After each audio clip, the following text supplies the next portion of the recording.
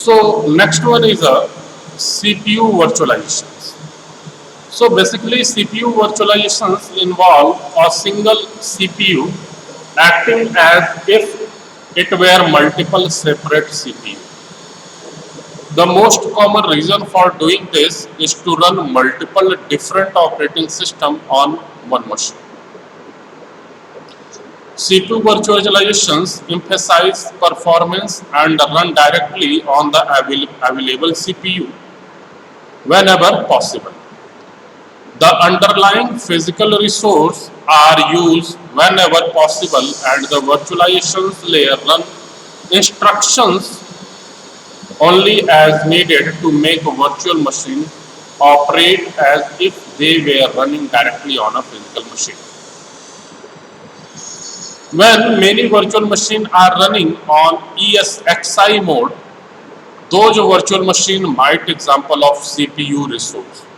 When CPU connections occur, the ESXi host time slice the physical processor across all virtual machines, so each virtual machine can run as if it has its specified number of virtual processors.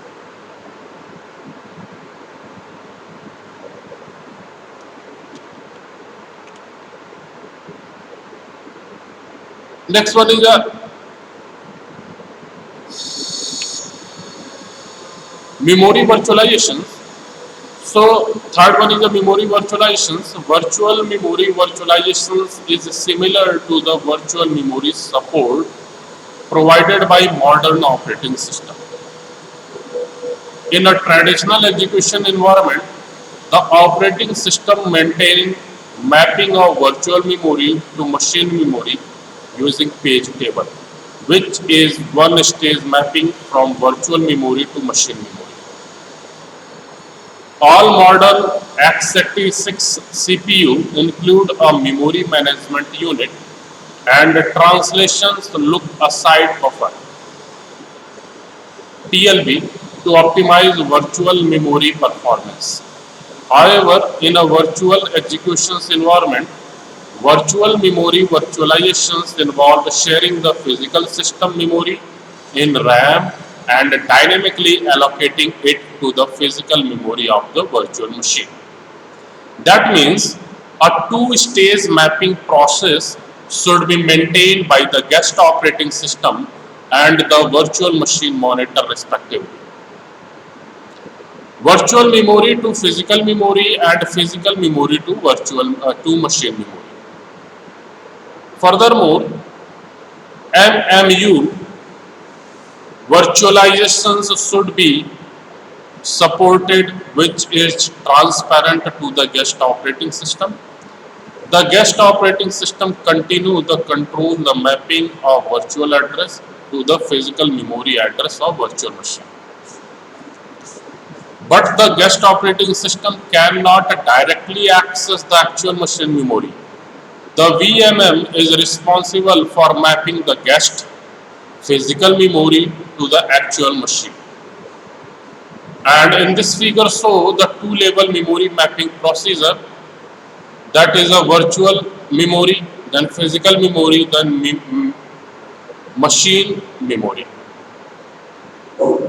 Since each page table of the guest operating system has a separate page table in the virtual machine monitor corresponding to it, the VMM page table is called the shadow page table. Nested page table added another layer of indirections to the virtual memory. The MMU already handled virtual to physical translations as defined by the operating system. Then the physical memory addresses are translated to the machine addresses using another set of page table defining by the hypervisor. Since modern operating system maintain a set of page table for every process, the shadow page table will get flooded. Consequently, the performance overhead and cost of memory will be high. Next one is the input output virtualization. So input-output virtualizations involve managing the routing of input-output request between the virtual device and the shared physical hardware.